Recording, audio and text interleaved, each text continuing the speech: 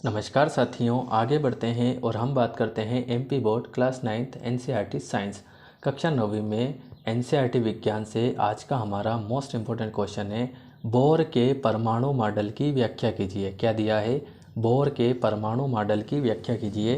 तो यहाँ पे जो है परमाणु मॉडल बहुत से होते हैं। जैसे जे थॉमसन ने आपको परमाणु मॉडल दिया था, है ना, बोर ने दिया था, रदरफोर्ड ने दिया था। पहले रदरफोर्ड ने दिया था बोर से पहले, बोर ने बाद में दिया था, ठीक है।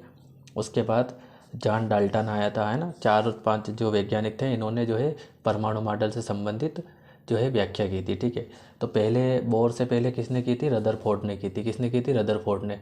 अब जब रदरफोर्ड ने मतलब परमाणु मॉडल की व्याख्या की थी, तो एक्चुअल में हुआ क्या था, उसमें कुछ कमियां पाई गई थी, ठीक है। तो उन कमियों को बोर ने जो है सोल्व किया, है ना। तो रदरफोर्ड का परमाणु मॉडल भी आगे आएगा आपके, ठीक है। तो अभी हम बोर का परमाणु मॉडल पढ़ते हैं। तो बोर के परमाणु मॉडल में क्या है, लिखिए देखिएगा। रदरफोर्ड के मॉडल की कमियों को दूर करने के लिए नील्स बोर ने परमाणु की संरचना के बारे में निम्नलिखित अवधारणाएं दी, जो इस प्रकार है। क्या लिखेंगे?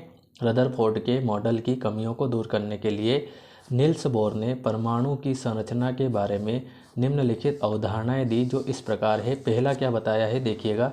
पहला आपको बताया है, इलेक्ट्रॉन सिर्फ कुछ निश्चित कक्षाओं में ही घूम सकते हैं, जिन्हें इलेक्ट्रॉन की विविक्त कक्षा कहते हैं। क्या बताया था कि इलेक्ट्रॉन सिर्फ कुछ निश्चित कक्षाओं में ही घूम सकते हैं, जिन्हें इलेक्ट्रॉन की विविक्त कक्षा कहते हैं। यहाँ पे ये डायग्राम बनाया गया है, ये आपके बोर के परमाणु मॉडल का डायग्राम है। तो गाइस यहाँ पे मेरा जो डायग्राम है, मैंने पहले ये लिख दिया था, उसके बाद डायग्राम बनाया। तो ये इसको काट रहा है अक्षरों को, तो आपको अक्षरों को काटना नहीं है, आपको स्पेस लेके ही बनाना है, ठीक है गाइस। तो ये सबसे पहले परमाणु का नाभिक हो जाता है, और इनको हम बोलते हैं परमाणु की कक्षाएं। नाभिक के चारों ओर क्या होती है? कक्षाएं। अब इन कक्षाओं को नाम दे दिया है। पहली कक्षा को के बताया है, जिसमें इलेक्ट्रॉनों की संख्या 1 बताई है। दूसरा बताया है एल, जिसमें 2 है। कक्षा एम हो जाएगी n बराबर 3, और कक्षा 4 n बराबर 4, ठीक है गाइस। तो ये इस टाइप से आपको ध्यान रखना है।